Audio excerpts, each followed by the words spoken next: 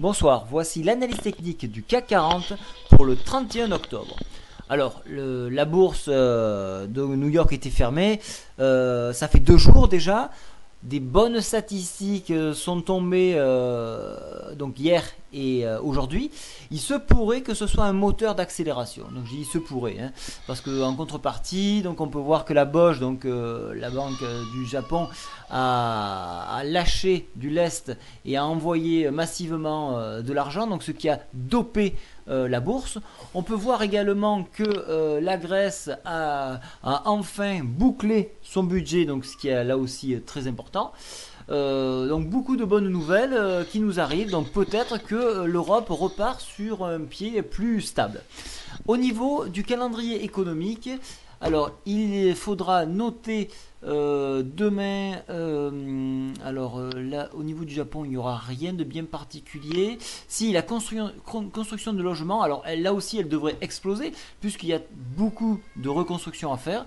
Donc normalement on devrait avoir une belle statistique qui devrait nous permettre d'attaquer la journée correctement. Les ventes au détail allemandes à 8h, là aussi, alors là il faut faire attention par contre. On notera lors des dépenses de la France, pas d'intérêt. Le PPI des indices des prix de la production, oui, ça peut être intéressant, mais pas d'un grand intérêt. On ira beaucoup plus bas. Voilà, les émissions d'OAT à 10 ans en France.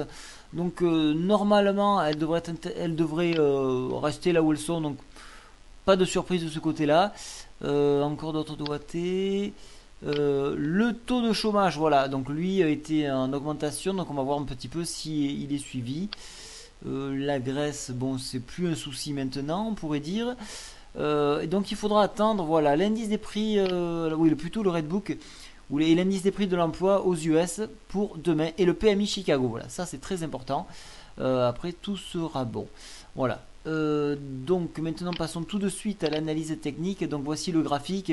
Aujourd'hui Marubozu, alors ça a bien été trompeur puisque un croisement de moyenne mobile MM7 sur MM20 donnait plutôt un signal négatif sur une fourchette descendante avec un Aramis plutôt baissier.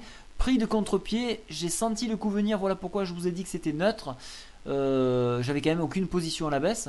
Au dépassement de ce niveau là et de la résistance, alors attention, on prend une autre envergure, on dépasse une résistance majeure, on peut repartir de l'avant et aller chercher le haut de la fourchette d'Andrews à 3482 malgré le croisement de tendance. Alors peu de volume encore une fois, donc méfiance, hein, le manque de volume peut être trompeur et changer le cours de l'histoire. Au niveau de la MACD, on s'apprête à recroiser et repartir à la hausse. Alors, est-ce que c'est une consolidation pour repartir à la hausse? Demain, on aura une confirmation. En attendant, le stochastique, lui, repart positif. Au niveau du Force Index, les bullish ont repris dans la main.